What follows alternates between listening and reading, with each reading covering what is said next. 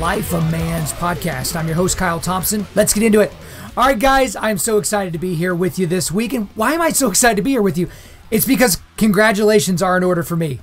Because I didn't get canceled after last week's episode. Now, I tried my best to say some things that would make people very angry in the last episode. Some of it was accidental. Some of it was on purpose. But guys, I made it. I made it through the fray. I made it over all the obstacles. I'm still here for another week. So let's see what we can do this week to maybe get canceled this week. But in all seriousness, I was very pleased with the reports back from people and the feedback that we got on this podcast, the one last week. So guys, if you've not listened to episode 142 of this podcast, Race in America Part 1. Guys, these are meant to build on one another. This is going to be a 3-part series, so make sure you listen to them in order. It's like watching the Rocky movies or Lord of the Rings movies or whatever you nerds watch. Like, it's watching those out of order. It's not going to make sense. You can maybe piece some things together, but I'm wanting these to build on each other.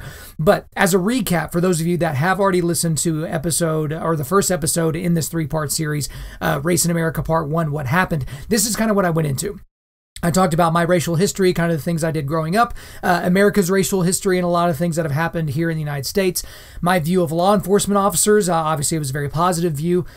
What happened, just in generally what happened with George Floyd and Rayshard Brooks in those two situations, the universal thoughts on both of those situations, and also some of the inconvenient truths in both of those situations that went down in Minneapolis and Atlanta, respectively, and also how the aftermath of those killings has really almost nothing to do with the racial issues that we're seeing in America, almost nothing to do with police brutality, even in the macro sense, and certainly almost nothing to do with George Floyd or Rayshard Brooks. And I talked about really 4 different things here, and the things that we all need to really remind ourselves of. And the first thing is that we have no evidence whatsoever that the reason George Floyd or Rayshard Brooks are dead right now are because of 2 racist white cops. The second is the narrative that black men are being hunted down and killed in the streets, modern day lynchings in the United States, and how it's an epidemic, and basically how that's wildly false. The third thing is just the rioting and looting, and we'll spend a lot more time talking about that today, and also the corporate posturing and the virtue signaling that we saw. But I wrapped up the episode by saying there are 3 foundational thoughts that might make you angry, but you need to hear. These are things that you need to hear, and things that I want you to repeat to yourselves and to turn these over in your brain because they're true. And the first is that America is not a racist country. The second is that the Declaration of Independence was an abolitionist document. The third is that there is no such thing as systemic racism in the modern day United States. The fourth is there are really 0 countries on the planet Earth that are devoid of racist people or racism entirely. The fifth is that there's no such thing as reverse racism. There's just racism. And the sixth is there are not 2 Americas. People claiming that there's 2 different Americas, a white America and a black America, that there's no such thing. Okay. But, guys, one thing that I know that this podcast has done before we launch into today's subject matter, I know that this has sparked a lot of debates. I think this has sparked a lot of conversations with people, but I want to kind of give you a hint because I know there are some people that are kind of like, they're getting stuck in some of these conversations with people because maybe they haven't thought about this as much as other people or read a lot on it. But I do want to give you a quick note. If you're arguing or debating your friends on this topic, okay, I'll give you a hint when you know that you're winning, or really that you've already won the discussion or the argument. If you ask somebody to cite a specific example of racism, or you ask somebody to get some sort of a statistical basis for their argument, their side of the argument, which would be the opposite of the stuff that I've talked about here, and they either refuse to do that or they immediately call you out for being a racist, pack it up. You're done. You've already won the argument, guys, because that's a tactic that I'm seeing a lot. I'm seeing that a lot online. I'm seeing it in these interviews, these little snippets, even on network television and things like that. It's people that as soon as you question the narrative, right, the narrative of the party, of Big Brother, all of a sudden they get really uncomfortable with that. But the easiest thing for them to do is to use their Ace of Spades argument, which is to simply call you a racist. And hopefully over the last episode, and certainly this episode, you'll have more information at your disposal so that you could basically push back against that nonsense. Okay, that's what we're going to attempt to do in addition to a lot of other things. But for today's episode, guys, we're going to be digging much deeper into what's really going on in the country right now. And right from the jump, I just want to say, I don't presume to have any special, behind the scenes knowledge of things that are going on in the country. I'm just reading the tea leaves because a lot of things that are going on around us, they're supremely obvious.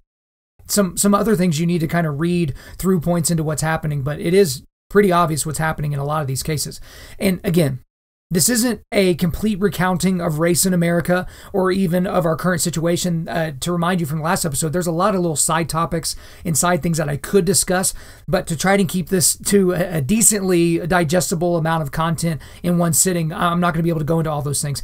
But guys, if you stick with me through the end of the show, or really towards the end of the show, I'll tell you exactly what I think is really going on in this situation right now in the United States. But to go ahead and launch in for today, we obviously saw the immediate reaction after the death of George Floyd.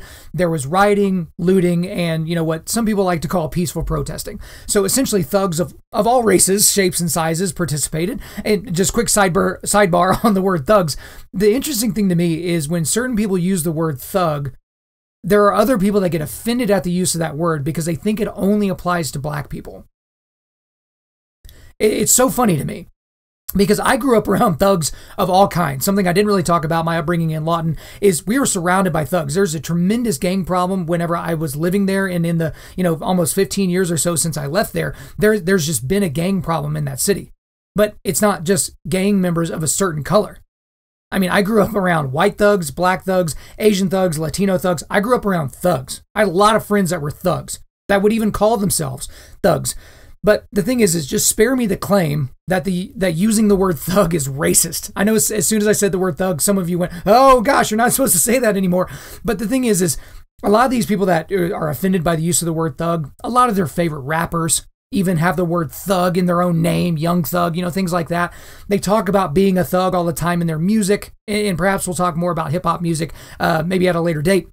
But essentially, after the George Floyd killing, thugs of all races basically took to the streets and, started doing their thing. Black Lives Matter, which we'll talk a lot more about later, and Antifa, which we won't talk much more about. And really other anarchist, terrorist, agitator type organizations jumped in to increase the destruction that we were seeing around the country. There were a lot of buildings that were destroyed. A lot of things were set on fire. These were businesses that are national chains. There were mom and pop businesses that were destroyed. A lot of innocent people were killed. Certainly more innocent people than have been killed by cops this year. Businesses and subsequently the life savings of many business owners were basically set ablaze. And the police weren't there to stop it. National Guard wasn't sent in a lot of these areas to protect these businesses. They just kind of lost out. And some people are like, oh, but they have insurance. That doesn't work out in every situation, guys. It just doesn't. My wife, we own some photography studios here in the Oklahoma City area, and some peaceful protesters decided that they would bust out our windows and break our doors down. Well, those situations don't just work themselves out, guys. And it creates issues inside your business. And here's the thing. How many of these businesses that survived the COVID lockdowns, which I know there's some more lockdowns that are happening, but they initially survived those initial lockdowns that were just crushing businesses all over the country. Think about those businesses that survived by the skin of their teeth. They dug into savings, they furloughed some employees, whatever the situation was, only to go out of business because of the forced curfews and the riots, which the riots are what caused the forced curfews in a lot of these major cities. Just think about that, the residual damage of something like that.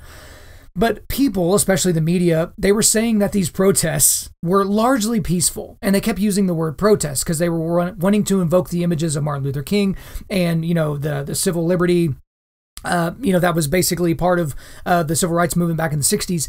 And the thing is, though, is when they said that these things are largely peaceful, they're being super disingenuous. Or they're being purposefully blind, one or the other. I don't know really which one is worse. But you saw the media constantly cover this because we're still in an age of COVID. But for a couple of months there, people just kind of forgot about that because COVID-19 was a huge deal and it was going to kill everyone. It was going to take out grandma and, all these things. But if you're protesting with Black Lives Matter, then COVID-19 doesn't exist, apparently in the media's mind. And then when everyone kind of stops rioting and then there's these uptick in cases, people are just blaming it on Republican governors, which is so interesting. But this is not a COVID-19 podcast. But, a lot of the same medical experts that were saying that we had to stay social distance, we had to wear a mask, we had to stay away from old people and people that were sickly. These were the same people that came out and said that this all applies unless you're protesting racism with Black Lives Matter. So, there's a lot of hay that's been made about white privilege. Is that not woke privilege? If you pretend to be woke, all of a sudden, like diseases can't infect you, viruses can't enter your system. And just as a little sidebar, because I've spent so much time thinking about this, remember all the nonsense that was made over the actual peaceful protests, like at the Michigan State House, Whenever before the George Floyd killing, when everyone was just freaking out about COVID, and the governor of Michigan was basically shutting everything down, couldn't ride your boat, couldn't go to your second house, couldn't buy seeds at Walmart, those types of things. A lot of these individuals that were against that, these more libertarian-leaning, liberty type folk, they were peacefully protesting in the Michigan State House. And these people were called white supremacists and called Nazis, and oh my gosh, they're wearing guns, and is this an overthrow of the government? It's like, no, this is just a group of people that want to show you can't treat them like that. But you wouldn't know that from watching the news. And the thing is we've seen so many different things change in terms of how we look at the world, because 2020 has thrown the world completely upside down. Because welcome to 2020, where you can't attend a church service, but you can burn a church down and be considered virtuous, right? The police kind of need to give them space to just, blow off a little bit of steam. Even this last weekend, there were a lot of Catholic churches that were burned down. All right, there's been synagogues that have been burned down. Right? I haven't heard of any mosques, but let's assume that those are being targeted as well. You can't attend those places, but you can burn them to the ground. Okay? Again, welcome to 2020. But the thing is, and you might think that I'm not going to draw this delineation here. I did in the last episode, but in case you missed it, I honestly do feel bad for the people that are actually trying to peacefully protest. Because there certainly are thousands, if not tens of thousands of those people, maybe even more than that are just actually trying to peacefully protest. Except for the fact that the people that are peacefully protesting, they're protesting against things that aren't real in most cases. They're saying things like, again, George Floyd didn't die because of racism, but they're saying he did. There's no such thing as systemic racism, but they're saying that there is. They're saying that, the United States is a racist country when it's not. These are all just tropes that people put on signs and start marching around. And I guess this is going to be the sidebar episode, because another thing that's super annoying to me, and I don't care what your political position is when you put signs in the hands of children and have them walk around, and these kids can't barely read what's on the sign, much less understand what they're co-signing by literally carrying that sign around. No pun intended. But don't do that. Right? Even if you're like anti-abortion, don't send your 4-year-old out there holding up a sign with a dead baby on it. Like, we get the optics, but I mean, they can't reason with that decision themselves. So please stop doing that. But the thing about it is that was so interesting in watching all the reactions to the marches and the riots, is that people's reactions were really falling right along party lines, right? A lot of conservatives thought that it was ridiculous and terrible. We need law and order. A lot of liberals were like, this is great. This is moving the needle. But the thing about it is the celebrities, which are almost all completely of the left, of the more liberal side, they were all very quick to give their woke support to what was going on. Saying that they would kind of get together and, help these people that were being arrested at the riots, pay their bail. And I mean, these are people that are rioting, looting, setting things on fire, hurting people, killing people. And they're like, we'll pay for your bail. And really, you should really reconsider supporting any celebrity or business. This is just my opinion. This is kind of what I've done. You should really reconsider supporting these folks that have come out in support of these rioters. These aren't morally neutral things that these people are doing. Right. And then you pretty much had every prominent black athlete come out in support of all these woke movements. And the thing is I see the reactions of many athletes, typically black athletes, as very disingenuous. Because these are people that come out in the media, especially during times like this, and they say that they're incredibly skeptical of white people, especially white people in authority roles, and white people with money, even just like police officers, white people in authority. But then they seem all too eager to cash the checks of white authority figures, white bosses, white team owners or business owners. They seem all too excited to take those people's money to play a sport. Why is that? That's just so interesting to me. You might chew on that a little bit. And then you've got, these people that have kind of become fodder for both sides. You got a guy like Drew Brees, who was almost a hero, because he basically came out and said, no, I'm not going to kneel for the national anthem. The national anthem's not racist. My grandfather or great-grandfather fought in World War II, but now he's a man without a side. Because he said things that were perfectly reasonable, like, kneeling for the national anthem is disrespectful. And, the national anthem isn't representative of, Drew Brees didn't even say this, but there are people that pretend that the national anthem is an anthem of police brutality and those types of things. Because the thing with Drew Brees now is he apologized. He apologized to the mob, which you can never do, which we'll talk a lot more about later. But the thing is now he's not woke enough for the social justice warriors, and he never will be. And now he's not patriotic enough for the Patriots. And I don't mean the Patriots, the team, just the Patriots of the United States, right? He's just a man without a side now because he tried to appease everybody. He tried to save his, announcing job that he's going to have after he finally retires.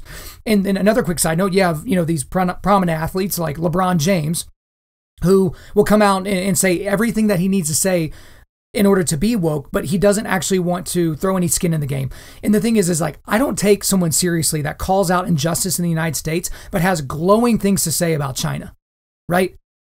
LeBron James is unbelievably absent in terms of the things that he will say about what's going on in China in terms of Hong Kong. Because, Space Jam 2 is going to come out in a year or two, and he wants the Chinese, market to embrace that movie, and he needs to sell a bunch of his ugly shoes. And, that's the situation. The thing is, he came out in support of Adrian Wojnarowski, the NBA insider who told a sitting United States senator, Republican senator, F you, but he actually said it because that senator had the gall to basically push back on the NBA and say, hey, guys, I don't really going to take you seriously on all this equality stuff you're trying to do. Having these woke messages that players can put on the back of their jersey, Black Lives Matter, equality, no justice, no peace, whatever the thing is. And then you won't let a player say free Hong Kong. You won't let a player, even say anything that's even critical of China because that's a huge market for you where you make a lot of money. There's just a lot of disingenuous parts of what people are saying and doing. And the other thing here, again, sidebar episode, one more sidebar before we get more into the episode protection or the stuff that we're going to be doing today, is this is a sidebar about protecting yourselves. If we saw anything over the weeks where the rioting was really at full tilt, is the rioting and looting should have proved something to you. I mean, you really need to hear these words that I'm about to say. Don't outsource your personal protection to the government. Don't do that. Because your overlords in the government can't, and in some cases, won't keep you safe. I mean, what is it? The statistic constantly changes, but like the average response time of a police officer in the United States is somewhere around 7 minutes. And there are some places where it is considerably longer than that. And the thing is, guys, is if someone's breaking in the back door, you don't have minutes. You have seconds. And so I'm going to encourage you outright here early in this podcast, buy guns, buy ammunition, train to be deadly with all of your weapon systems. Just do it. Vote out every single mayor that allowed their cities to burn, that told police to stand down. Vote out every single governor that allowed all this to go on. But the thing is, guys, is we do have to be, cognizant of what's happening right now. And this is a huge topic for another day because there's a dangerous precedent that is being set. Because I don't know if you followed the story about that couple in St. Louis, but there was that older couple in St. Louis that Antifa and Black Lives Matter broke into their gated neighborhood, right? These huge, gorgeous houses. They bought this old historic house in St. Louis, and they'd spent, their 3 decades basically remodeling this place to keep it up. And these people were coming for the house, and they were coming for these people. And so the husband comes out, he's got no shoes on, but he's standing on his front porch, and he's got a rifle. He's not pointing at anybody, and he's showing good trigger discipline. He doesn't have his, finger in the trigger guard. But then his wife is kind of sitting out there kind of nonchalantly holding a pistol in front of her with her arm bent, and her finger is in the trigger guard. And it's like, okay, not real good trigger control there. But they were basically protecting themselves, telling the rioters to go away. The rioters are screaming at them, saying that they're going to kill them, that they're going to kill their dog, that they're going to burn the house down. It was Mark and Patricia McCloskey. But the thing about it is, and here's the dangerous precedent, is just over the weekend, there was a warrant that was enacted, a search warrant that was issued for the guns that they used. Now, the pistol apparently that the wife was using is in the possession of their lawyer, but they actually confiscated this guy's rifle. The rifle that he used to protect his life, the life of his animal, and his home, his property. And there's rumors floating around that this couple might be indicted. This couple was sitting on their back porch, eating dinner, when a mob hell-bent on burning their house down at minimum or burning their house down and killing them at maximum, they defended themselves, and now they might be prosecuted for it. And the thing that's so interesting and almost funny, but like in a Greek tragedy kind of a way, is that these people are leftists. Mark and Patricia McCloskey, they're lifelong Democrats. And Mark is a high-power attorney. He's actually in the process right now of defending a black person who feels like he was wrongly, treated by the cops. I mean, just think about that. These people are the least Fox Newsy, the least Daily Wiry, the least, InfoWarsy people on planet Earth, and they got caught up in this. So again, guys, just a little sidebar. We'll get back on the interstate here, but please do not outsource your personal protection to the government. They're not going to be there for you. But one thing that we've seen in all of this to transition out is that we've seen some changes in virtue signaling. Virtue signaling, I've done an entire podcast episode on that in terms of like basically pointing out yourself, saying how great you are by doing the things that you're doing. We've seen a new virtue signaling happen, and it's the ultimate virtue signaling. It's this. It's being anti-racist. Okay? So here are the things we know. It's clearly wrong to be racist, but now it's apparently clearly wrong to only be not racist. You now have to be loudly and boldly anti-racist, or surprise, surprise, you're a racist. Now, guys, the reason why I said all that slowly is because it's that stupid. Because if I said it in a normal voice, in a normal cadence, you would have been like, what? What did he say? And you probably would have went forward with it. But again, that's what we're seeing now. So apparently we've moved into the speech is violence and non-speech is violence world. Okay, so those are that's the world we live in now.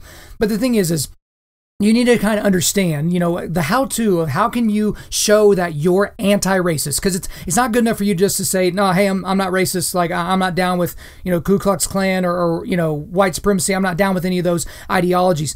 You have to be more than that. Okay. You have to post a black square on Instagram or Facebook. And, here's the thing is posting a black box on Instagram or Facebook, that stops racism. I mean, clearly. It so clearly does that, right? But obviously I'm being sarcastic, but it's like, so if you post a black square, you're not a racist. And if you don't, you are a racist. Like that's how this is going now. Because spoiler alert, guys, on none of my social medias, personal or within the ministry, did I post a black square on Blackout Tuesday. Number one reason is because I don't like to do things that everyone's doing, just as a general rule. But as we'll talk about here a little bit later, is when you post that black box and you post the hashtag Black Lives Matter, you're saying a whole lot more than what you think you're saying. And that's the thing, guys, is if you missed out on Blackout Tuesday, you didn't post a black square, you have to hurry up. And no matter what you do, you have to make sure you post something that sounds super woke. And then you'll get a lot of likes and a lot of retweets. And if that doesn't work, just join the nearest riot and then show yourself taking a selfie while you've got your face covered so that you can be like, COVID applicable or whatever the situation is. All the things that can be wrapped up in that one little situation, right? But again, that's kind of where the world has moved to, is you can't just say, hey, I'm not racist. You can't just not be racist in your heart. You have to be anti-racist. It's kind of this forced speech and forced actions that is very, very incumbent on this type of situation that you need to have in order to operate with this worldview. So the thing is when you think about the rioting and the looting, you have to ask yourself, is why did the rioting and looting actually start? And then why did it continue? Why wasn't this a 24-hour thing and then everybody went back to work? Probably because a lot of these people don't have jobs. But at the same time, it's like, why did this keep happening? Why is it still happening now in certain areas? And so I've got some different thoughts on that. The first is that the COVID-19 lockdowns, they led to this tremendous amount of pent-up angst and energy and boredom. And rioting and looting was just the perfect outlet. I mean, you've been sitting in your house with your family or by yourself, and you've been playing video games, the same video games, and you've been watching movies, the same movies, and then all of a sudden there's this big thing that happens, and people are taken to the streets, and they're not scared of the virus anymore. And all of a sudden you're not scared of the virus anymore because you got to go out there and you got to do justice. And then, someone puts a brick in your hand or a Molotov cocktail, and then it's like, oh, okay, well, now you're able to release this pent-up anger and aggression. And another reason is, guys, people just like to steal stuff. And people just like to break stuff. I mean, all of you guys out there have probably broken something before. You regretted it later, but at the moment you're like, okay, that felt pretty good, right? That felt pretty good to smash that PlayStation controller or, throw something through that window in the junkyard, whatever the situation might have been. And that's just kind of like what people like to do because they're bored and they want to do that. Another reason why the rioting and looting started and continued is that you can't ever let a good crisis go to waste. Because organizations like Black Lives Matter, which we're about to talk a whole lot about, they were ready to pounce. They're always ready to pounce, and this gave them the opportunity to do that. Antifa, another organization that we're not going to talk a whole lot about because even their name is ridiculous because they're using fascism in order to be anti-fascist, but they're always ready to pounce. And in this situation with George Floyd, gave them the opportunity to do what they want to do, which is to basically destroy the country. But the thing about it, guys, is anarchy isn't always spontaneous. A lot of times it's coordinated, okay? So why did these riots happen and why do they continue? And some of this is going to sound, a little bit like tinfoil hat stuff, but it's true. There are people like George Soros who spend millions and millions of dollars of their own personal wealth in order to sow seeds of discord and to destroy the system, right? They want to see the system fall. They want to see it ablaze. Because there were so many things that happened that didn't really go, they weren't even mass produced and blasted out in the news, even in like conservative circles. But there were like pallets of bricks that would just show up in a lot of these cities. Because that's one thing that I've always wondered is there are people that are running around like downtown Seattle and downtown, Dallas and downtown New York and Chicago and Minneapolis and Atlanta and all these other places. And they're throwing bricks through windows. And I'm thinking to myself, I've never seen a Lowe's or like a lumber yard or something like that in any of these downtown areas. Like, did these people come with bricks in their backpack? Like, can the straps of their backpack even hold bricks? But then there were people that were taking videos that were like buried on Twitter of these pallets of bricks that were like delivered to different strategic locations in these major cities. Obviously, so people could just come by, grab a few bricks, and then they throw it through the next windows that they see. How do you think the bricks got there? Is it possible that this was coordinated in a large way? And again, I know this sounds like conspiracy theorist, and I understand that, but where do those pallets come from? Where are these people getting this money to show up in cities? These are people without jobs, without money, that are driving across the country to go blow crap up and set stuff on fire. Where did the people get the gas money? There's money flowing inside these organizations. And the other reason why these riots and looting has continued to happen is because this is ultimately very, very bad for President Donald Trump. This is terrible for Donald Trump. Because here's the thing, as Americans, we don't like ambiguity, right? And we don't like things to feel unstable. We don't like chaos. And the thing is COVID-19 seems incredibly chaotic. And if you can exploit that, whether you're the media or a Democrat or something like that, basically whoever's opposite the party in power, you need to exploit that. These riots seem very, very chaotic. And you need to be able to exploit that. Because the thing is law and order should be a huge winning issue for Trump. But Trump is tanking in the polls over the last several months. He's kind of doing okay with the COVID stuff. And then when the George Floyd stuff and all the Black Lives Matter stuff went crazy, he's been tanking.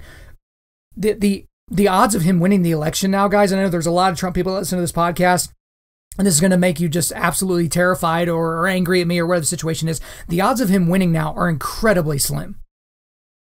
He's going up against a half-dead person in Joe Biden, and the odds of him beating Joe Biden this fall are incredibly, incredibly slim. And these riots aren't doing him any favors because he is a law and order type candidate, but tweeting the words law and order on Twitter isn't enough. We're just not seeing this order that needs to be seen.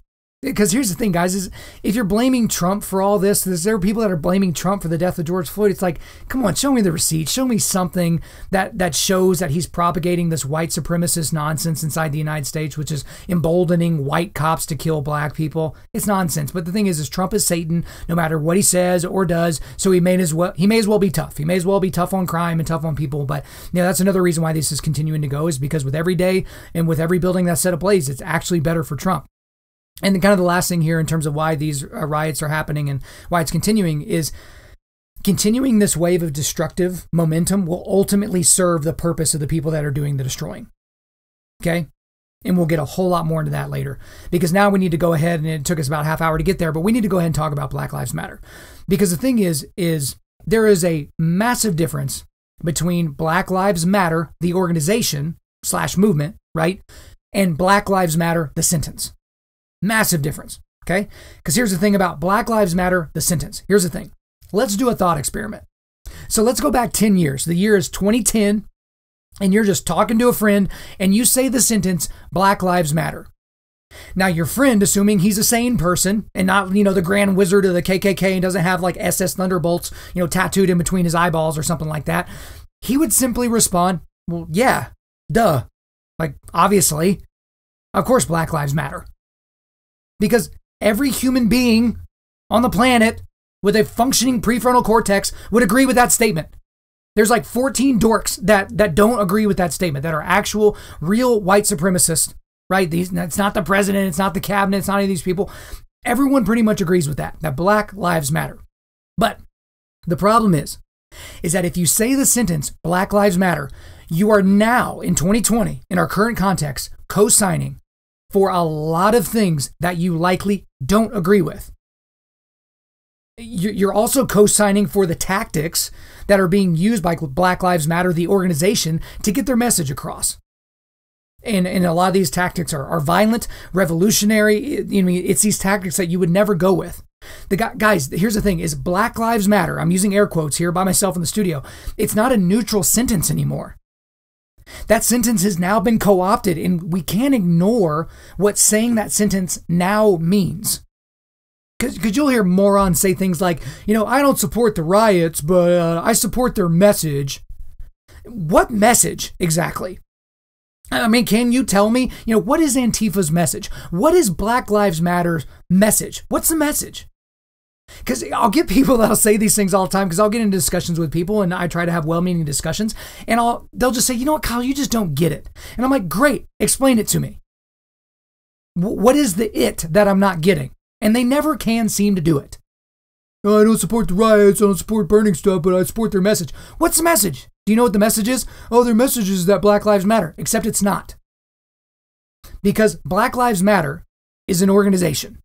And that organization believes things, and it stands by those beliefs. So let's dig into that. And here's the thing about these organizations, and here's the thing about any organization or any person. We should like to hear from them directly, right? Because I don't like when somebody reads something and then tells me what it's supposed to mean when I can clearly read it and surmise the meaning myself. So what I'm going to do is we're going to read directly from the Black Lives Matter website, okay? I'm going to read stuff verbatim, and I'll try to, help you delineate whenever I'm using the words that they're using versus using my opinion or going into my analysis. But I'm going to read directly from the why they exist part of their website. So this is blacklivesmatter.com. I'll put if you can't remember that URL, I'll put it in the show notes here. But this is why they exist. Hashtag Black Lives Matter was founded in 2013 in response to the acquittal of Trayvon Martin's murderer. Black Lives Matter Foundation Incorporated is a global organization in the United States, the United Kingdom, and Canada whose mission is to eradicate white supremacy and build local power to intervene in violence inflicted on Black communities by the state and vigilantes.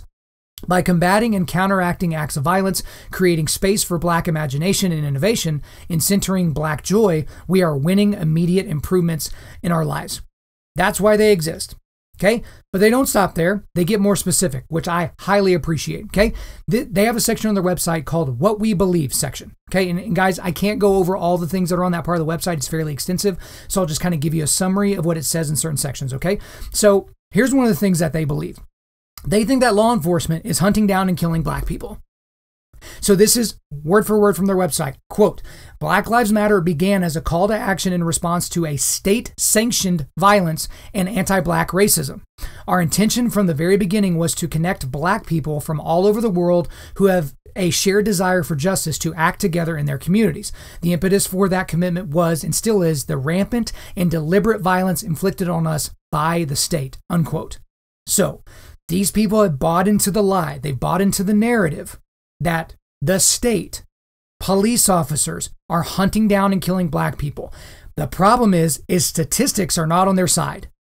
Reality is not on their side, but that's what they believe. Another thing that they believe, they see everything as a race issue, which is by definition racist, but they see everything as a race issue. So this is from their website here. Quote, we are unapologetically Black in our positioning. In affirming that Black Lives Matter, we need not qualify our position. To love and desire freedom and justice for ourselves is a prerequisite for wanting the same for others, unquote. So their positioning and the way that they view the world is through the lens of a Black person, of the Black community, whatever that means, right? They don't believe in individuals. They believe in communities. They believe in groups. They believe in intersectionality. They believe in all these defining characteristics, right? And, ones like race, which you don't even get to choose, right? Unless you're Rachel Dolezal, which you can choose and then not choose it. Anyway, I'm not going to go on another sidebar, not yet. But that's the thing, is they believe that race is in everything. Race permeates everything. The next thing that they believe is they're LGBTQ plus, and illegal immigration supporters across the board. So, quote, we are guided by the fact that all Black lives matter, regardless of actual or perceived sexual identity, gender expression, economic status, ability, disability, religious beliefs or disbeliefs, immigration status, or location. So that might just seem like a just random list that they're just kind of listing out there just for everybody to pay attention. But again, they're saying that they're in complete support of LGBTQ plus issues and illegal immigration. Okay. The next thing that they believe that if you are cisgender, that you are privileged. So if you don't know what cisgender is, because that's a made up word about a made up thing, but basically cisgender means that you identify with the race that matches your biology. That's what being cisgender is. Okay. This is from their website. Quote, we are self-reflexive and do the work required to dismantle cisgender privilege and uplift Black trans folks Black trans folks, especially Black trans women who continue to be disproportionately impacted by trans antagonistic violence. Right, guys? Because you've heard about these waves of violence against Black men who dress up as women. You've heard about that, right? So that's something they believe. Next thing here, they're against the traditional family structure. Okay, directly from their website. Quote, we disrupt the Western prescribed nuclear family structure requirement by supporting each other as extended families and villages that collectively care for one another, especially our children, to the degree that mothers, parents, and children are comfortable, unquote. Now, why in the world would they be against the traditional family structure? Because there's not a sociologist on the planet worth their salt that would disagree with the statement that the best situation for a child in the world is to be raised in their family or raised in a home where a mother and father are both present. Not a single mother, not a single father, not two gay dads, not two gay moms, not that. And it actually goes one step further. The best outcomes for children are typically in a household where mother and father are present and they worship God together. Isn't that interesting? It's almost like that was the plan from the beginning. Almost as if there was some sort of cosmic creator that wanted that to be the case. But Black Lives Matter is against that. Next thing that they're against is they have issues with being or thinking as a heterosexual, right? So from their website, quote, we foster a queer affirming network, whatever that is. When we gather, we do so with the intention of freeing ourselves from the tight grip of heteronormative thinking, or rather the belief that all in the world are heterosexual, unless she or he or they, got to use those pronouns, disclose otherwise, unquote. So if you're heteronormative, there's something wrong with your thinking to a certain degree, and they don't want to be that way. They don't want to disclude anybody in those things. And guys, there's much, much more, and you can just kind of read it for yourself. But the thing about Black Lives Matter is those are straight up their beliefs. And again, I agree with people. If they say this is what I believe, I'm just going to take them at their word. But not surprisingly, the founders of Black Lives Matter are trained Marxists.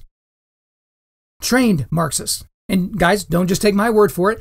They said it themselves. So two of the co-founders of Black Lives Matter are Alicia Garza and Patrisse Cullors. And so Cullors actually was quoted in an interview recently saying this, quote, we are trained Marxists. We are super versed on sort of ideological theories. And I think that what we really tried to do is build a movement that could be utilized by many, many Black folk, unquote.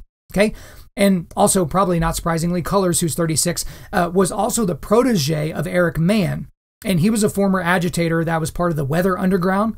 They were the domestic terrorist organization that had direct ties to Barack Obama. Remember them? You know, they tried to blow up a bunch of things in the United States. You know, Eric Mann, like she was his protege. And guys, this is all steeped and, you know, just dripping with Marxism. And we'll certainly get more into Marx here in just a second. But again, when Black Lives Matter is saying things, again, they've got the stuff that's explicitly on their website, but then it's the stuff that they say that they support at their rallies. There are a lot of other things that are going on that they say that they support. So this is not just about Black lives. This is not just about police brutality. It's about much more.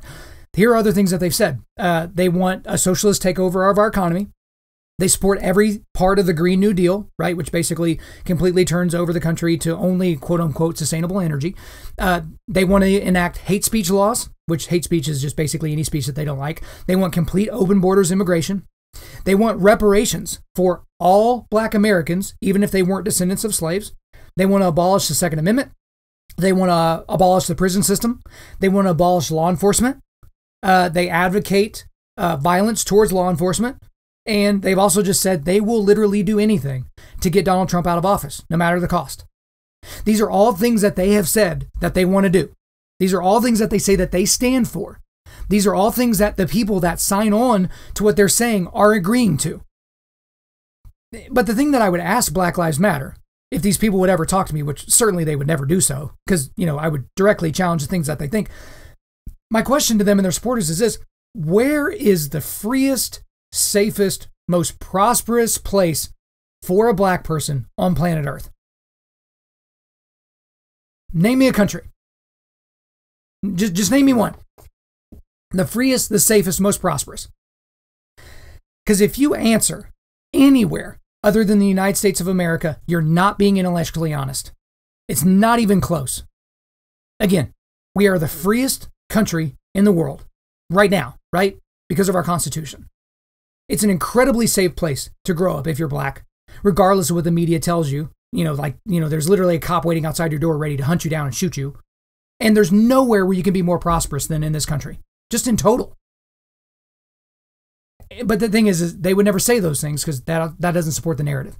So guys, what's the point in me describing everything about Black Lives Matter to kind of give you a better, deeper dive into their, ideology? The point is this: saying, quote, Black Lives Matter, unquote, or posting something with hashtag Black Lives Matter, it isn't neutral. Not in the slightest.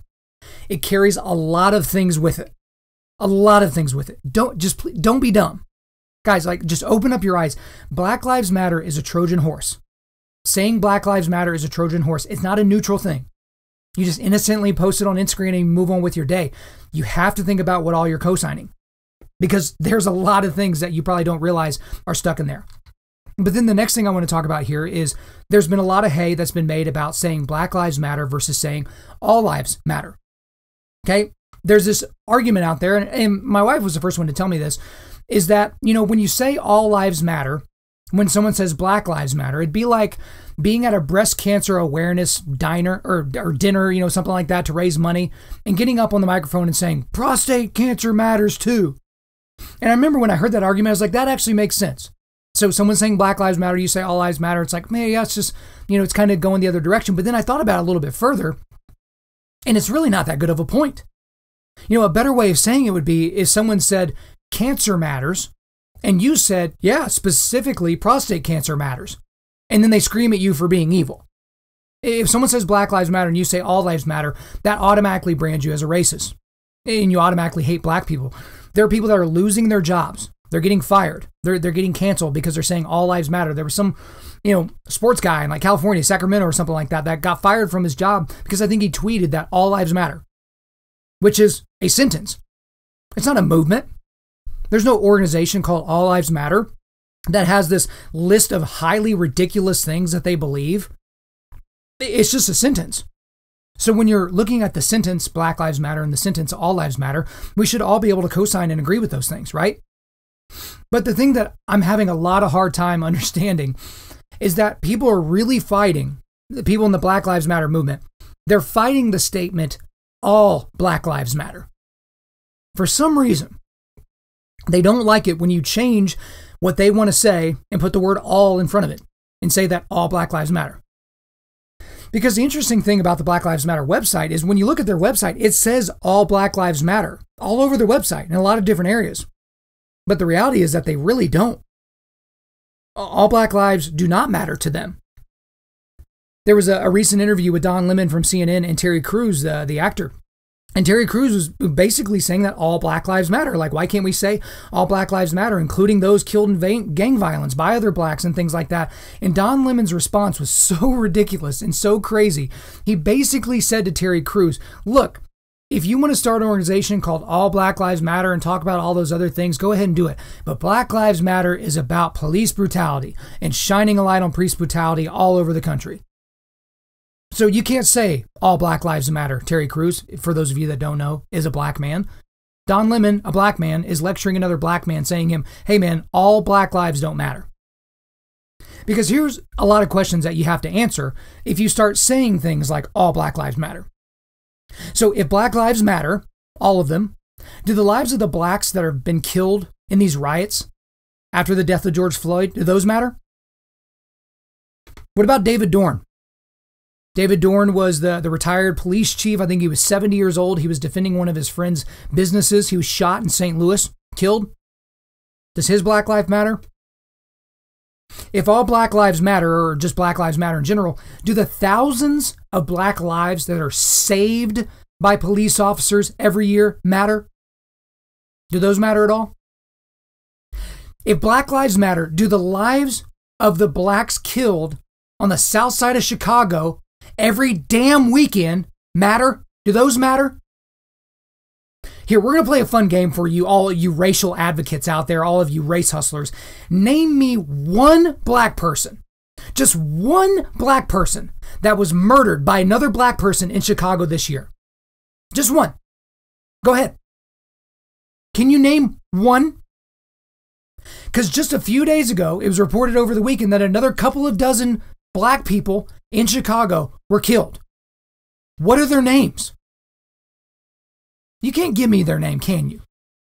So, guys, spare me this nonsense about how black men are being hunted down by the cops, and that's the epidemic that we need to be fighting, right? Spare me. And guys, if you're a leftist and somehow you're still listening to this next thought is going to make your head explode. It's going to make you go absolutely nuts, but I swear to goodness, you need to hear it, okay? Because we hear all about these evil groups of people, especially white racist cops, that are the most dangerous types of people for black men in America. But I'm going to tell you the two most dangerous types of people for black men in America in order. Number 1, abortionists. Number 2, other black men. Abortionists and other black men. First, let's go into the abortionists. Around 35% of the babies killed in the United States every year by abortion are black. There are around 1 million abortions every single year.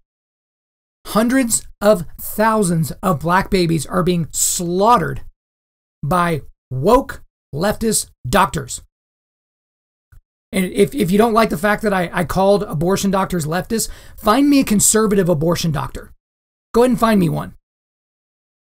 And you've probably heard this statistic before. In the state of New York, more black babies are killed than are born. They are killed by abortion than are born. That is insane.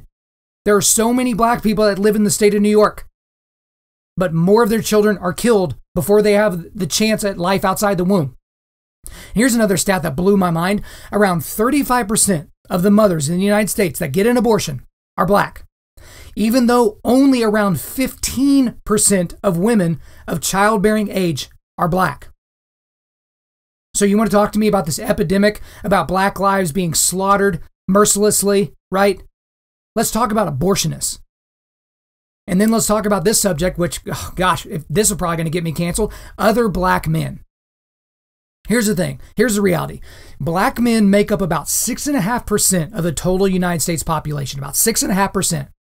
But black men are responsible for over 50% of the murders in the United States. And close to 100% of those murders are being committed against other blacks.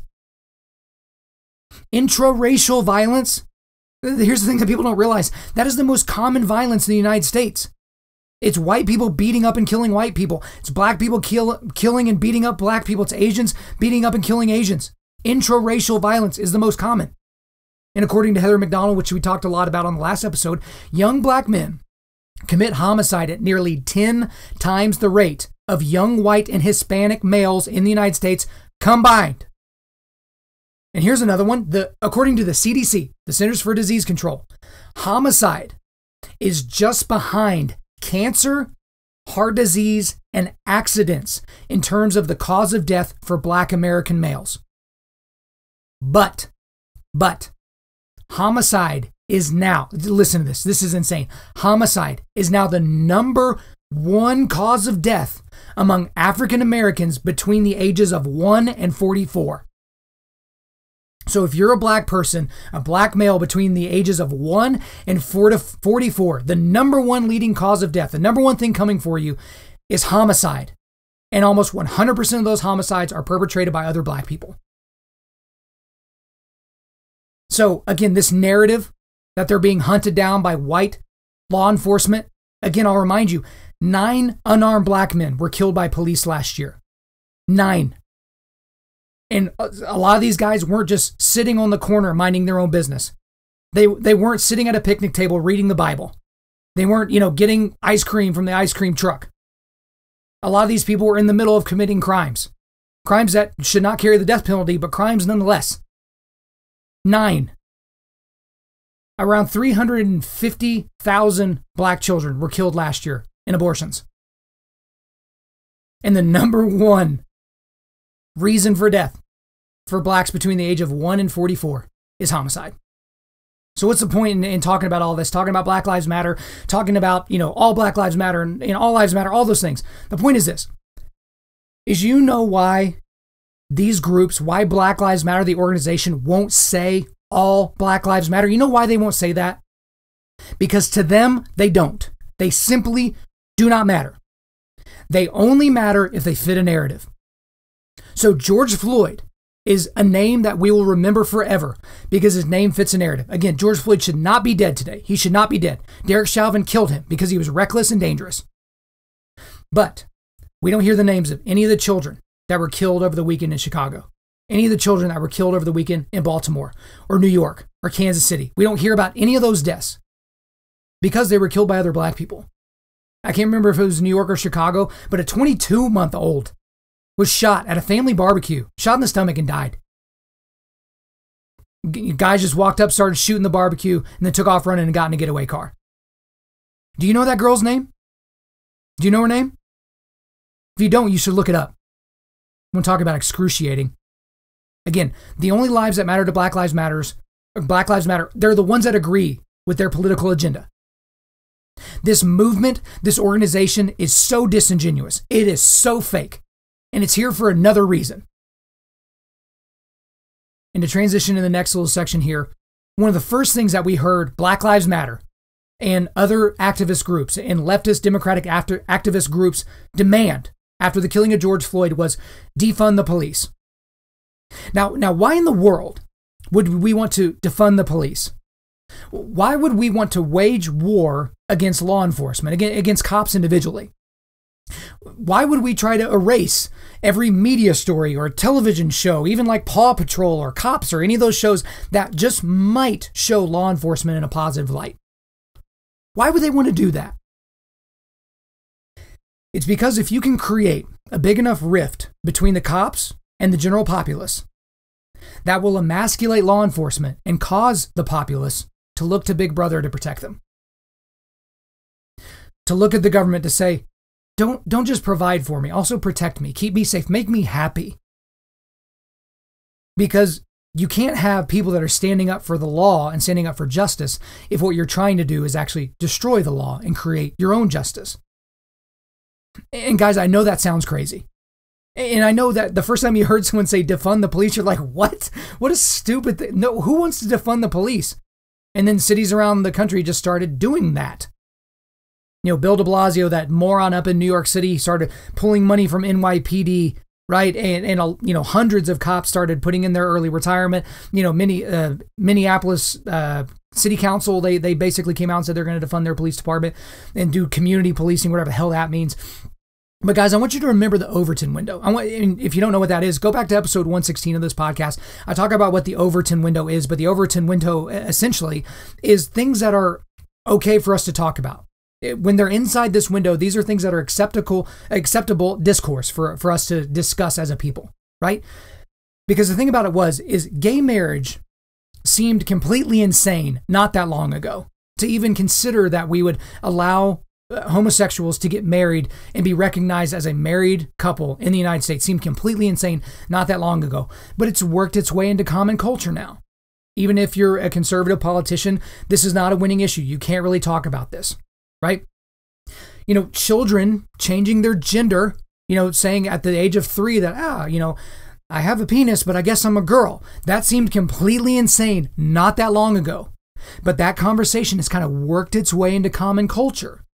Again, 10 years ago, 5 years ago, that was insane to think. And now it's a discussion. Defunding the police and abolishing law enforcement seems completely insane right now to the majority of people in the United States. But how long until it won't sound that crazy? Again, this is part of the point. Because the point of all of this is to tear it down, to tear the system down. And what's to blame for that? Karl Marx. Marxism is to blame for that. So I'm going to transition to talking a little bit about Marxism now, because I realize in talking to some friends of mine that they don't know who Karl Marx is. They don't know what he's done.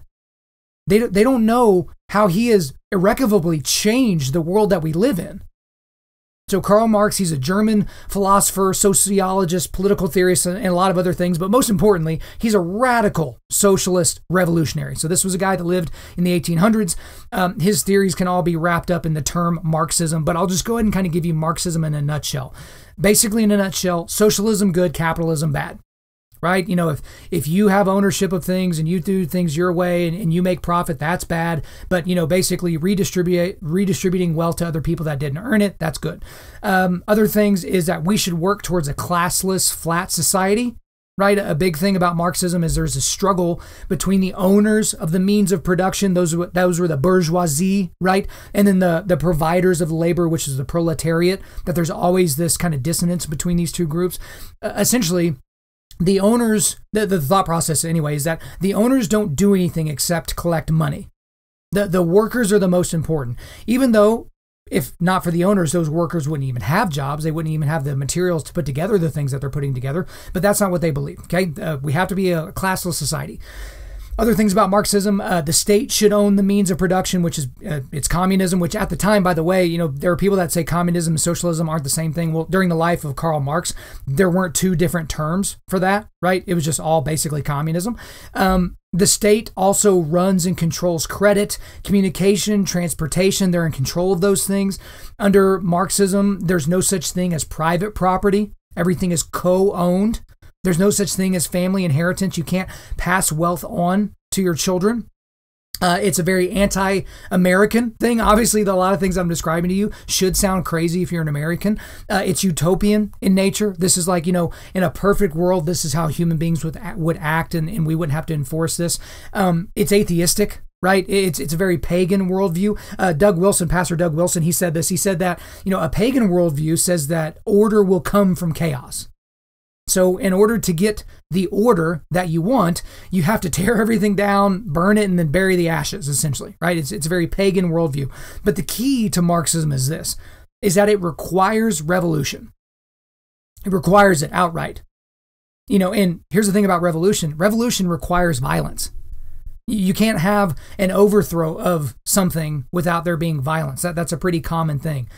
And the ideals of Karl Marx, those ideals undergirded the creation of the Soviet Union, started with the Russian Revolution. It also went into Maoist China, the Kims in North Korea, the Castros in Cuba, and certainly other countries. But here's the thing, guys, it's just those ones that I mentioned. If you're keeping score at home, those groups that I mentioned, Soviet Union, Maoist China, North Korea, the Castros in Cuba, those groups have murdered over 100 million people.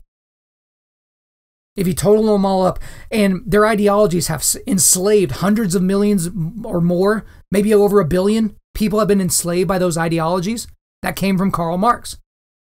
Now, he is most known for his pamphlet, The Communist Manifesto, which, guys, I would encourage you to read it. It's nonsense, but you can get it for free just about anywhere. If you have an iPhone, you can basically look up Communist Manifesto and download it for free. His co-author is Friedrich Engels. But the last paragraph, the very, very last paragraph of this manifesto, which is, 35, 40 pages long, Karl Marx makes an incredibly telling statement, okay? He calls for the, quote, forcible overthrow of all existing social conditions, unquote. Let me say that again. The forcible overthrow of all existing social conditions, unquote. So, guys, what that means is the forcible overthrow of freedom, family, liberty, religion, personal agency, personal responsibility, property, democracy, so on and so forth. And the reason is because, guys, it has to be a forcible overthrow because no one gives up those things without a fight. You're not going to give up your family without fighting. You're not going to give up your belief in Jesus. You're not going to give up democracy. You wouldn't do that. But the thing is, in the United States, it's a little bit different because we got to sit back and watch what happened in the 20th century and see all the bloodshed that came from this ideology. But in order to have a revolution in the United States, and some of these things will sound familiar because they're happening, there's a lot of things that you need to do first. The first thing is you have to erase history. That's just standard. Because we can learn a lot from history. And if we just pretend that history started from the moment you made these ridiculous Marxist suggestions, then everything's fine. Because you won't be able to look back and see that it's failed at any point. So the first thing is that you've got to basically erase all the history of our founders, right? And just history in general. We can't look back on anything that happened in the 1700s and say that that was probably a good thing overall for the West and certainly for the people of the United States. Can't say that. You got to erase that. And again, to have a revolution in the United States, you have to tear down all the monuments to great people of the past because there's history tied to those things as well. Now, I remember it was so interesting not that long ago. I remember people giving conservatives crap for basically saying, hey, shouldn't we have a discussion about these Confederate statues that you're tearing down? And people people on the left were just saying, hey, we just don't want these to be in public anymore. We want these to be in museums, right? Well, we're not going to take them away entirely. We're just going to put them in like a Civil War museum, right? But again, guys, the mob never stops. They never just stop at what they suggested, because now they're trying to get things taken out of museums, and they're being successful with that. There have been things that have been moved to museums that now the left are saying the fact that that's even in existence is an affront to me and it's violent, so we got to get rid of it. Because, guys, the revolution can never stop before it's reached total revolution, right? So they have to erase history in order to make that happen. And for me personally, I'm kind of from the Condoleezza Rice school of history and looking at history. It's, if we look at those statues, let's learn something from them. Let's not take them down. And I've told the story before about the gym at my college, around the track, the indoor track. There were pictures of Lance Armstrong up around the track. And the thing was, as opposed to taking the picture down, they put a little, they just put like a little plaque next to it that basically said, hey, he tested positive for steroids. He ruined a lot of people's lives by doing this. Think about the consequences of your actions before you take performance enhancing drugs. There was also a picture of Marion Jones up, and they put the same plaque next to her, right? It's like Condoleezza Rice believes, no, let's leave those things up so that we can remember them, so that we can teach our children, about the great things that some of these people did, but also some of the horrible things that they've done. But the thing about it is, guys, is you can describe history without honoring history. A statue in and of itself is it's not an honoring thing. It's just a thing, right? For most people. Because this idea that a statue of someone that's long dead, that it would possibly celebrate the worst thing about that person is crazy. So people are talking about, the statues and murals of Thomas Jefferson and George Washington or any other slave owner from the past. But the thing about it is those statues or those paintings or whatever, they're not meant to be celebrations of the worst things that those guys did, right? And I think we should talk about those horrible things. Because here's something that many of you don't know. Martin Luther King Jr., he was a horrible person with women. He cheated on his wife constantly, and there might even be evidence that he raped women, right? There's a conspiracy theory that the FBI is covering it up. But I don't think we should tear down his monuments and get rid of his holiday and get rid of all the streets named after him. Mahatma Gandhi, the most famous pacifist in the history of pacifists, right? He beat up his wife and children, right? That was just something that he did. He beat his wife and children as a pacifist. But I don't think we should erase him from the history books. We should discuss the fact that he said some pretty interesting things. He did some pretty incredible things, and we're still talking about him decades after his death. We don't need to erase him. We just need to talk about the fullness of who he was. But again, in order to have this revolution, you have to destroy history. You have to take down the statues that celebrate these founders, and then you have to erect new statues of the new heroes of the cause, right? So it might be statues of Karl Marx or Vladimir Lenin or Joseph Stalin. Like, those are kind of the typical ones. But then the protesters and the rioters, they're tearing down statues of great men from the past. George Washington, Thomas Jefferson, Teddy Roosevelt, even Frederick Douglass, you morons. Tearing down statues of Abraham Lincoln, right? The guy who freed the slaves. The guy who also wasn't an abolitionist at the beginning of the Civil War, but we don't have to get into that. And now they're creating statues, if not figuratively, of these definably not great men. Like George Floyd, Michael Brown, Rayshard Brooks. These weren't great men. Again, I'm not saying that any of these people should be dead. Again, Michael Brown is dead because of his own actions today. Rayshard Brooks is dead because of his own actions today. George Floyd, not so much. But we're tearing down the statues of our founders that did incredible things to give us the country that we have today. And we're putting up people, especially like Michael Brown. My goodness. Again, he has the Imago Dei, but as a human being, you just read through his stats, that was a pretty worthless person. Again, I hope that he's in heaven somehow. I hope that he's chilling with Jesus. All the things, but this was a criminal. This was a violent person. This was someone, I saw a video of him. He just walked up to this old man outside of an apartment, just punched him, knocked him out, laughed at him, and walked away.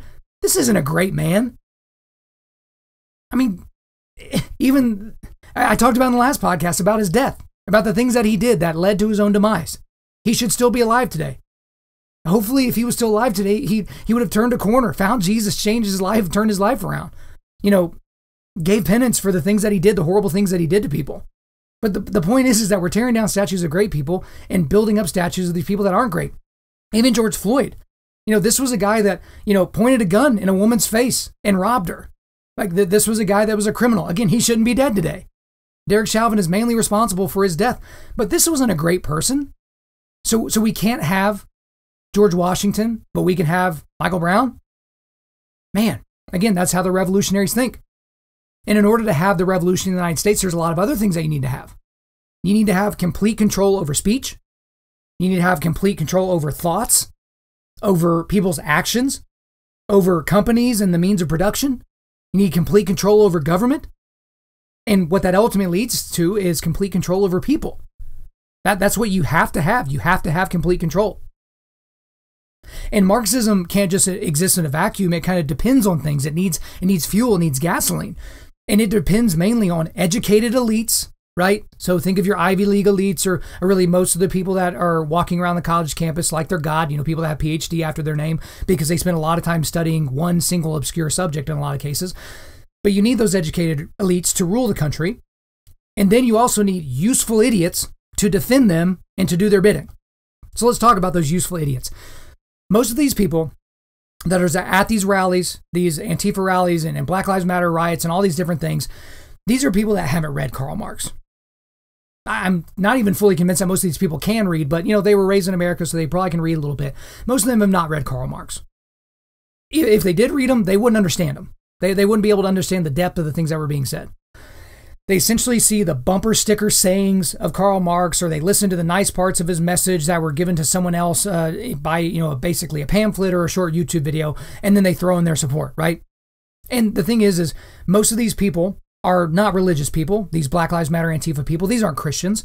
Their chosen religion is Marxism. It's materialism. Because Marxism and Christianity don't mix at all. At all. And we'll certainly spend some more talking about Christians that have basically bought this nonsense wholesale. But most of these people, they're not Christians. So this is their religion. This is the religion that they propagate. But the thing is how do we know that these people are moronic zealots? We need to talk about that. You just need to watch the media members actually put microphones in their faces. Because, more conservative-leaning media like Fox News, they want to put microphones in these people's faces because they know they're morons. But then accidentally sometimes CNN and MSNBC and other groups like that, they'll put microphones in these people's faces. And what happens? They freeze up. They just freeze up. Hey, what are you out here screaming for? Injustice. Over what? They killed that guy. What guy? What was his name? What was his name? Oh, yeah, George Floyd. They killed George Floyd. Yeah. They don't know what they're out there for. They just know they have a brick in their hand and a window that's not broken in front of them. And the thing is if I was in the media, right, this probably would get a brick thrown at me, but I would ask these people, if I was able to stop them long enough to interview them, is when will we be even enough? Because you're out here screaming about equality. When is even enough? When will you stand for the flag? You demand that everyone kneel before the national anthem, right? When will you stand for the flag? When will you stop burning the flag of the Union, right? The winning side. When will you stop burning that flag? And the truth is these people, they just don't know what they want. It reminds me of the quotes from The Dark Knight, the Joker quote. So it was talking about, if a dog, catches a car, he's not going to really know what to do with themselves once they catch the car, right? And then there are just people that they just want to watch the world burn. Like they don't know why else that they're out there. They're out there because of some vagary that they've created a worldview out of. Right? But with all this, you want to talk about useful idiots. Joe Biden is a useful idiot in this as well. This is a guy, he's a career politician. He's had 40 years to make the changes that he is screaming for now in his basement by himself, right? But he's a useful idiot. He's already basically told people that he's a transitional candidate. He's essentially signaling to people that he is either not going to run for a second term if he's elected, which is highly, highly likely, or in the middle of his first term, he'll go ahead and turn over the presidency to the vice president. Think about that. Has there ever been a time when the vice president of either candidate meant this much? I mean, it's just crazy. But he's useful. But the thing about Marxism, like I said earlier, it doesn't really exist in a vacuum. It leads to a lot of other things. And the two things that it's led to now, which have actually created the fumes and the fuel that Marxism needs to get the worldwide support that in order to have these takeovers, are critical race theory and intersectionality. So if you're not familiar with critical race theory, I'll just kind of read a definition. I thought this was a very good definition. It's the view that the law and legal institutions are inherently racist, and that race itself, instead of being biologically grounded and natural, is a socially constructed concept that is used by white people to further their economic and political interests at the expense of people of color. This is actually what it says. According to critical race theory, or CRT, racial inequity emerges from the social, economic, and legal differences that white people create between races to maintain elite white interests in labor markets and politics, giving rise to poverty and criminality in many minority communities. Critical race theory. Marxism came first. But if you believe that nonsense that I just read, guess what? You're well on your way to being a full-blown Marxist. But then it also leads to intersectionality. So intersectionality, I found a good definition online. It said it's a theoretical framework for understanding how aspects of a person's social and political identities, essentially their gender, race, class, sexuality, ability, physical appearance, height, etc., might combine to create unique modes of discrimination and privilege. Intersectionality identifies advantages and disadvantages that are felt by people due to a combination of factors. Okay, so essentially, what does that mean? That means the more intersectional boxes that you can check, the better off you'll be in the victimhood culture that we live in today. The better off we'll be. Okay? And so the overwhelming thing that people need to understand is that Marxism is not a neutral thing. And it's not some obscure philosophy of the past. That Marxism, combined with socialism and communism, which undergirds all of that, and then when you have other theories like intersectionality and critical race theory building all together, it creates all the ingredients that you need for a revolution. So, I told you from the beginning of the podcast that at some point I would give you my reason for what I think is really going on. And this is the big point of this podcast in terms of what's really, really going on here. Leftists are trying to destroy the United States from within. Okay? They're saying that if you agree with them that there is a problem, so let's use Black Lives Matter. If you agree with Black Lives Matter that there's a problem, then you have to also agree with their proposed solution. There was a pastor that actually pointed that out here recently. I can't remember exactly who it was, but you agree with him. Yeah, I agree that there's systemic racism in the United States. But now they don't give you an option. You get the binary. It's like, you're a racist or you're a Marxist. So you're a racist if you don't agree with our solution or if you don't think that there's a problem, right? One or the other or both. But if you do agree with that and you agree with our reasoning, that automatically makes you a Marxist. But for a lot of people, oddly enough, it's much easier to be a Marxist. Much, much easier for them to be a Marxist. But the thing is now is a lot of people aren't hiding the ball anymore. They're saying the quiet part out loud, right? They're no longer saying things that are kind of picking around the edges of this revolutionary idea in terms of how we can take over the United States. They're basically saying it outright. And the most egregious example lately was by Representative Ilhan Omar of Minnesota. This is a person who has never seen a crazy topic that she didn't want to jump into. She's incredibly, incredibly far left on just about every major issue. Seems to be a very, very corrupt person. This was a person who married her brother in order to basically usurp immigration law. This is a crazy person, right? But I want to play you a clip. It's like a 30-second clip of something that she said recently. Again, this is a sitting congresswoman who was allowed to immigrate here from a crap country of Somalia, right? She's saying things like this. So I'll go ahead and roll the tape here. As long as our economy and political systems prioritize profit without considering who is profiting, who is being shut out, we will perpetuate this inequality. So we cannot stop at criminal justice system. We must begin the work of dismantling the whole system of oppression wherever we find it. We must begin the work of dismantling the entire system of oppression, the whole system of oppression, anywhere we find it. This is a sitting member of Congress saying that we need to tear down the system, the exact system that she benefits from, that her progeny will benefit from now that she's an American citizen. Can you believe that? But the thing is, you see people like Ilhan Omar and all the people that just love her, Alexandria Ocasio-Cortez and all these other morons. You're hearing these people say that they want to tear down the system, but you have to ask them the natural follow-up, which is, and then replace it with what? Replace it with what? Like, what are you going to replace this for? Or with, what are you going to replace this with? Because here's the thing is, it's super easy to tear things down. It's incredibly hard to build things. Black Lives Matter and Antifa, they don't know how to build things. They know how to tear things down. And here's an interesting thought for these people that are so desperate to welcome communism and Marxism and all the other isms into the United States. None of these people want to live in countries that are currently communist controlled. None of them.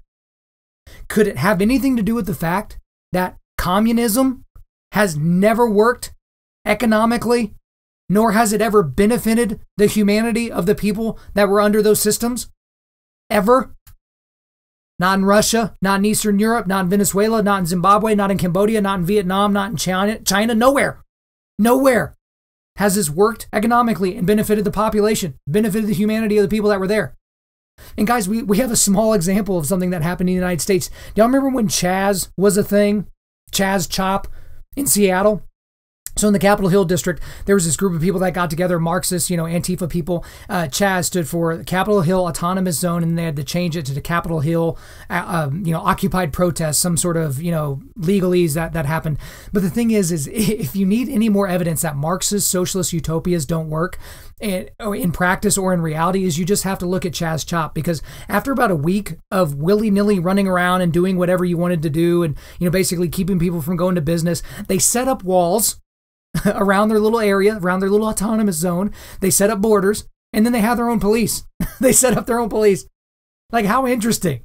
Like, you want to have this utopian society where, everyone just, gets according to their need, and it's just all just good, fine, and dandy. And then you immediately set up police, and you immediately start taxing people if they want to kind of go through certain areas. And then people started getting murdered. They started getting murdered in these areas. And then, okay, the adults had to come in and basically tell them to shut the hell up and get out of there, right? But the thing is these people, these defenders of Marxism and communism and socialism, they will say things like, Lenin and Stalin and Mao and Pol Pot and all those guys, they never really tried communism or socialism. They just didn't do it right. Here, let me do it.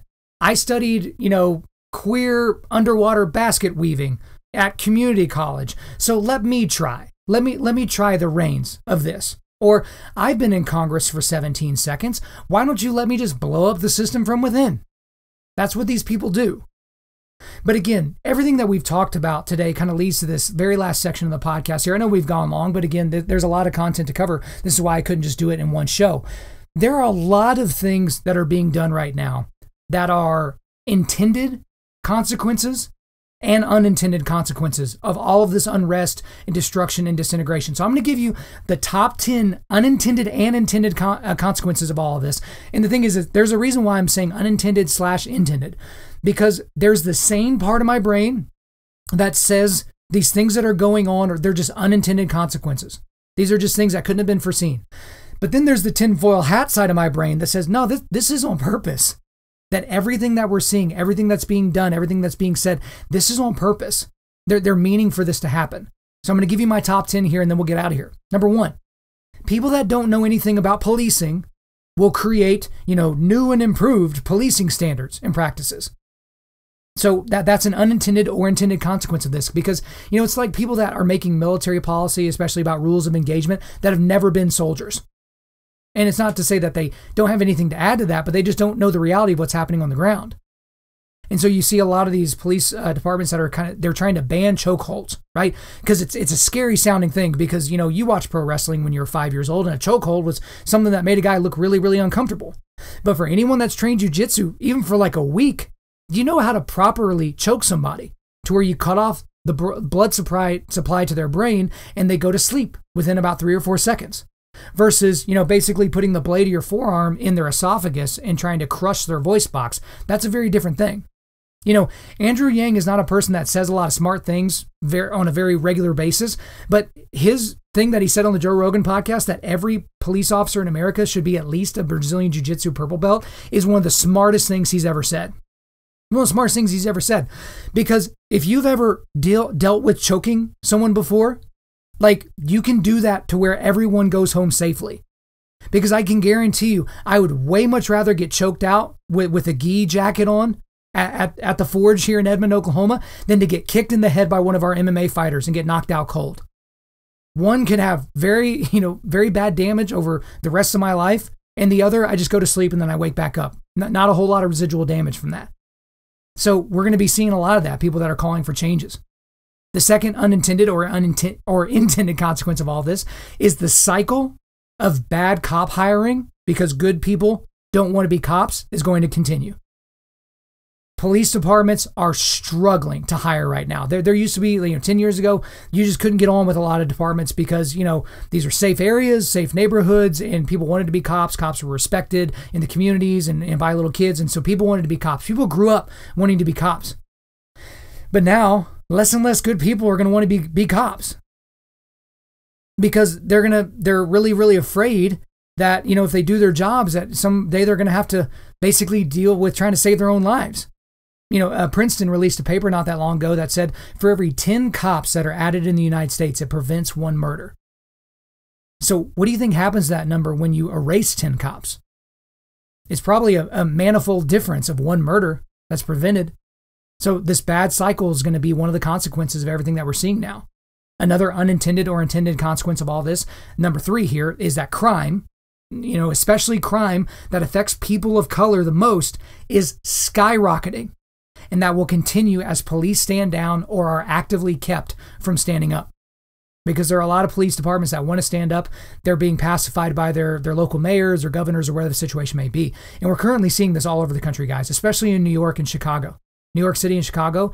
Those places, Chicago's always been a bloodbath, but we've seen, record murders in New York City. Because NYPD, de Blasio's basically said he's never been, a fan of the cops. He's basically told the cops to stand down, to not really intercede with the rioting. He's changing the amount of funding that they have. There's a lot of police officers that are calling in sick and or, basically cashing in all of their sick leave and vacation leave so that they could retire early. All kinds of these things are happening. But guys, the interesting thing about this is there was a Harvard study that was released not long ago that recently looked at what happened in areas after a federal investigation of a police officer happened. So a la, in Ferguson, Missouri after the Michael Brown stuff. And the thing is, what happens is the police basically stop policing after there's been a federal investigation of one of their own in their city or state or municipality, whatever. The police basically stop policing the areas that need the policing the most. Because these officers don't want to have their lives and the lives of their families ruined by the mainstream media and leftist politicians if they ever have to pull their sidearm and shoot somebody with it, right? Because what if they just so happen to be a different color than they are? They're a white guy and they shoot a black guy. Crap. Your entire life's over, right? You're a pariah. And the thing is, guys, is when police departments stop policing, felony crimes go through the roof. And when the police department stop policing, murders go through the roof. And you know who's disproportionately affected by these things? People of color. Isn't that so interesting? The fourth unintended or intended consequence is that real racism might actually increase. Real racism. You've heard people probably say that all this rioting is probably making racists out of people. It's like, yeah, you might be right. Because there are people that are going to they're going to start buying into intersectionality. They're going to look at people as groups, right? Moron white liberals, right? Or all these black people out here blowing things up and stealing shoes and stealing clothes, right? We might see an increase in actual racism because of all of this, not the opposite. Because you can't enforce something that is in somebody's heart. You can't make somebody feel something different in their heart. You can't do that. You can't control that. You can't legislate that. Now, the fifth unintended or intended consequence is that oblivious people will erroneously believe that they can appease the mob, right? Look at friggin' Drew Brees. How's that working out for you? They'll basically bow before the mob, prostrate themselves before the mob, and they're going to be bowing before someone and apologizing for their white supremacy. But the thing is that they don't realize is it won't silence these people. They're going to apologize to the mob, but these people don't get it. It doesn't matter if you apologize to the mob. There is no grace in the mob. There is no forgiveness in the mob. In the Marxist revolutionary worldview, there is no forgiveness. There's only overthrow. You can never bow low enough. You can never apologize loud enough. They will make you think that you can, but you never will. Because even if you prove that you are not a racist, and even further than that, you prove that you are anti-racist, you will never be anti-racist enough. You know why? Because of the color of your skin, which is inherently racist. It's ridiculous. The sixth unintended or intended consequence, depending upon how you look at it, is that people that aren't ready for retribution are poking the wrong bears. So I've talked about Shelby the Stoic on this podcast. So if you go back to my Foxhole episode, you can hear me talk about Shelby the Stoic and what I think of that guy. So I get a phone call a few weeks ago from Shelby the Stoic. You know, this is a guy that I train a lot with. I respect him a lot, and he's fired up. And this is a pretty chill guy. Again, he's Shelby the Stoic, but he's fired up on the phone. And he basically said, if I see another educated white liberal tell me that I'm a racist, if I don't come out on Facebook and decry racism and go to a Black Lives Matter rally, he's like, I'm going to start just punching random people in the face. It's not an exact quote, but it's pretty damn close to what the guy actually said. And then he went further than that and said, if you demand of him that he kneel before you and apologize for his white privilege, you better break his legs to make him kneel. And if you expect him to say those words, you might as well just go ahead and kill him. It's never going to happen. So you got these dummies, these beta males, these people that are just going out. Like, there's a reason why they wear masks. It's not because they're scared of coronavirus. It's because they're afraid that someone's going to realize who they are, that mommy's going to see them on the news and get mad at them and, you know, basically take away their hot pockets, right? These people are poking the wrong bears.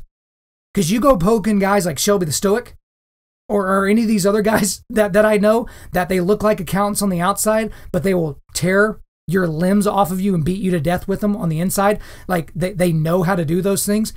There's a lot of people that are not ready for the backlash. They think that they've got the momentum now because they have the Molotov cocktail in their hand.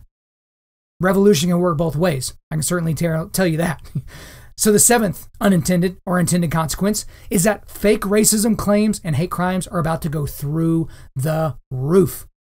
Because, guys, it's becoming guilty until proven innocent about basically one of the grossest things possible. Because you can claim that somebody is a racist or that they said the N-word or something like that, and now we're just going to assume that that is true as opposed to asking questions about whether or not that's actually true. So it's similar to the Me Too movement, right? So let's believe all women and we'll deal with things later. Right? There's even these corporations that are basically doing this woke training, this, you know, white supremacy training, this implicit bias training, basically saying if one of your, coworkers that's a person of color claims that someone was racist to them, we should just believe them outright.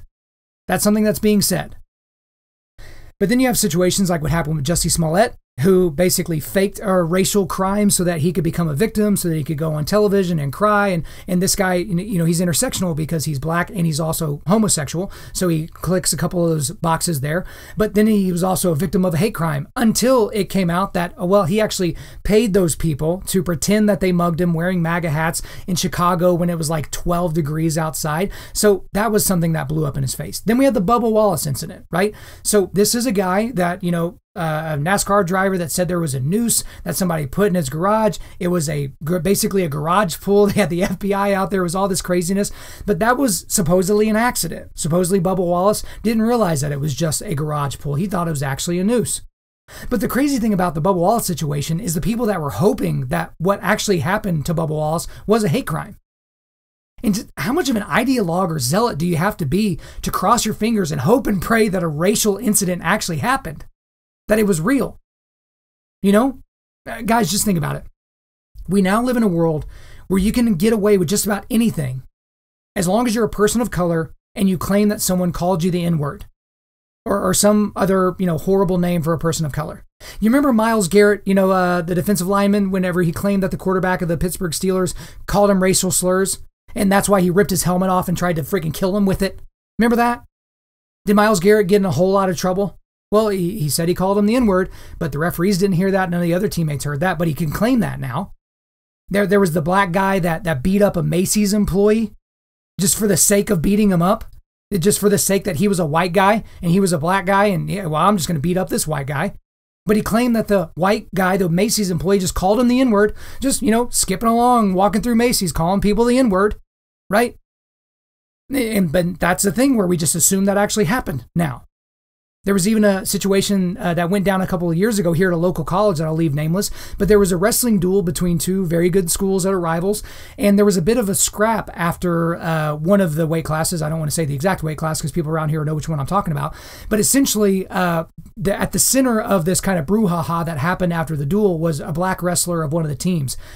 And the thing was, is he was going to get in trouble because, you can't just go out and fight people. I mean, you're doing basically unarmed combat as a wrestler, but you can't just go out and start fights and brawls in someone else's gym, right? But this wrestler claimed that the other wrestler on the other team, the white wrestler, called him the N-word.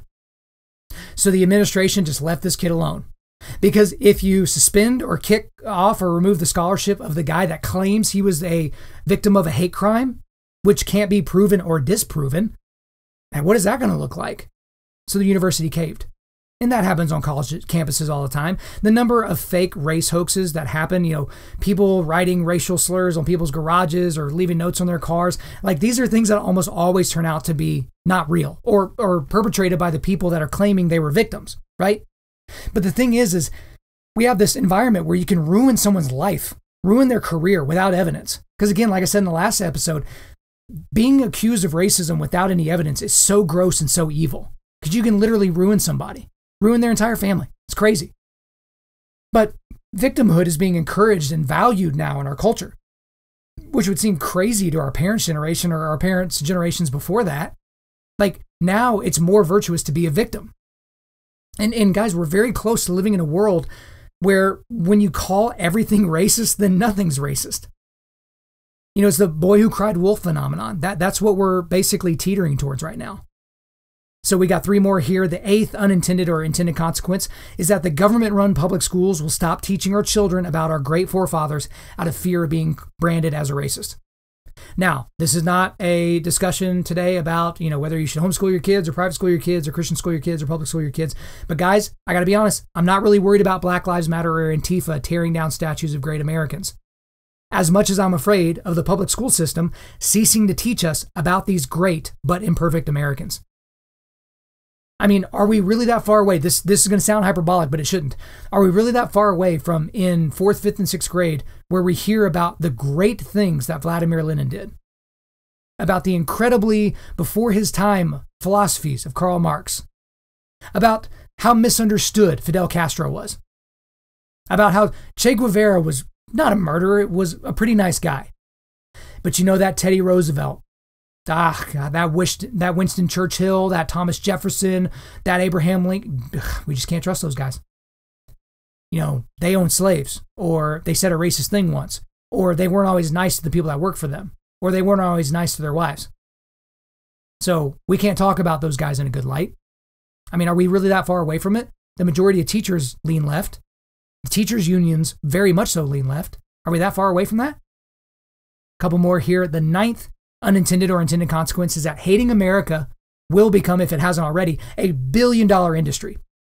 So you have these media conglomerates, these Netflixes and Amazons and all that. They're trying to get together and prove how woke they are by basically producing all of this racist content, white guilt content, all these types of things. But people that love to point out and complain about the system, right, the quote-unquote system, they're the ones that are going to profit off of it the most. And the examples that so easily come to mind are Colin Kaepernick and LeBron James. Colin Kaepernick he signed a 9-figure deal to be a quarterback in the NFL. And then almost immediately after that, other teams realized, oh, wait a minute, this guy can't make a secondary read of a defense. They figured him out as a quarterback. He played himself into the backup quarterback role on a horrible San Francisco 49ers team at the time. And then he decides, okay, I'm about a few games away from being out of the league entirely. I think I'll take a knee for social justice against police brutality or something. And now he's making millions of dollars from Nike for being that, for him bullying them into basically not selling shoes with the Betsy Ross flag. He's bullying them to do all these different things. He's signed a deal with ESPN to create these documentaries about his life. It's crazy. And then you got a guy like LeBron James, who he's part of this media conglomeration now that's going to basically make all of these kind of woke documentaries and entertainment and all these different things. And it's like, these are people that are making a killing off of the exact same country that they say it's impossible to get ahead in because they're people of color. I mean, essentially we're going to become a culture that is devoid of real comedy. That's kind of where this is going, because there's not going to be in the years to come, there's not going to be any race-based joking. People aren't going to be they will be able to make fun of me because I'm Irish, because I'm a white guy, I'm part of the patriarchy, whatever the situation may be. But all this comedy where you're basically looking at pieces of other people's culture and kind of poking fun of it, all that's going to be gone. And even these things like, I understand that it's offensive to some people when people dress up as somebody else, but here's the thing: there's a big, massive difference between actual blackface and a white person or a Latino person dressing up as a black person, right? Whether for a comedy sketch or for Halloween or something like that. To pretend that those things are the same is ridiculous. Like, if you dress up as Little Black Sambo, that's incredibly racist because that's blackface. But someone dressing up as their favorite, black artist, like that's not the same thing. And the last thing here, guys, and this is really going to dovetail a lot nicely and kind of springboard us into next week's episode, the last episode in this series. The 10th unintended or intended consequence is that empathy-filled Christians are buying this Marxist critical race theory and intersectionality nonsense, hook, line, and sinker, and they're calling it the gospel. That's what they're doing. Christians are way too easily being swept up in these social movements that are grounded in secularism. And again, in intersectionality and critical race theory, they're just buying it. And because they're trying to be nice and they're trying to, I don't know exactly what the motivation is, but they think they're doing the right thing by buying into all of this, by saying Black Lives Matter, by going to these rallies and chanting with these people. And some of the reasons are because many of our pastors are weak men that won't talk about this. They'll just keep talking about whatever series they were talking about, and they don't really want to go into this, or the pastors have bought into it too. And maybe they're just teaching all the fluffy, feel-good stuff that you see from a lot of megachurch pastors, and they don't ever want to ruffle any feathers, so they're not going to go into this subject matter, right? So guys, I know this was a long one today, right? I'm glad you guys that have hung in here till the end. I'm glad that you came all this way because, again, the last 2 episodes, there's so much information. Guys, there's so much stuff that I left out. You should have seen my notes that I had to kind of basically whittle down to get, the hour or so chunk last week and the hour and a half or so chunk for this week. But there's so much to discuss here. But next week is where we really start to bring this together because that's the final part of this 3-part series. And we're going to look at what we can do as society and especially as warriors under the leadership of the Lion of Judah as we move forward. How can we reconcile? How can we move forward in all this? All right. So definitely make sure you are here for next week. But before we let you guys go, we are going to do a quick resilience boost. As you know by now, we are a men's ministry and our mission is cultivating manly resilience. Specifically, we do that by providing content like this podcast that helps you forge spiritual, mental, and physical toughness. So today for you, I've got a couple of links because I quoted the Black Lives Matter website a lot. You can check me on it. You can make sure I read it and I did it fairly. You can go check out their website. And then I've also got a video that I thought was very helpful in my preparation for this to try and break down all of the different ideologies of Karl Marx and to make it palatable and digestible. So it's a PragerU video called Who is Karl Marx? So I've got that for you here as well. Thank you guys so much for listening to the podcast. I really do appreciate it. If you would, please subscribe on Apple Podcasts, iTunes, Spotify, Google Podcasts, or Stitcher, and refer your friends to listen and share this on social media. Guys, if we deserve a 5-star review, please leave us 5 stars and a few sentences letting us know why you like the content and how we can continue to bring it to you in the way that you like it. Guys, I'm currently booking speaking engagements for the remainder of 2020 if we have events, but also for the beginning of 2021. So if you want me to come speak on your podcast, at your men's event, at your church, at your company, hit me up, info@Undaunted.Life. The email is info@Undaunted.Life. The website is www.Undaunted.Life. You can follow us on Instagram and Twitter @Undaunted.Life or Facebook.com/UndauntedLife. Check out our free devotionals on the YouVersion Bible app. Just search Undaunted.Life under plans. And as always, we want to thank the band August Burns Red for allowing us to use their entire music library for our content. The intro-outro track on this podcast is their song Defender, which is off their latest record entitled Guardians. The links to all of this are in the description. I'm your host, Kyle Thompson. Remember, keep cultivating manly resilience, keep forging spiritual, mental, and physical toughness, keep seeking the Lion of Judah.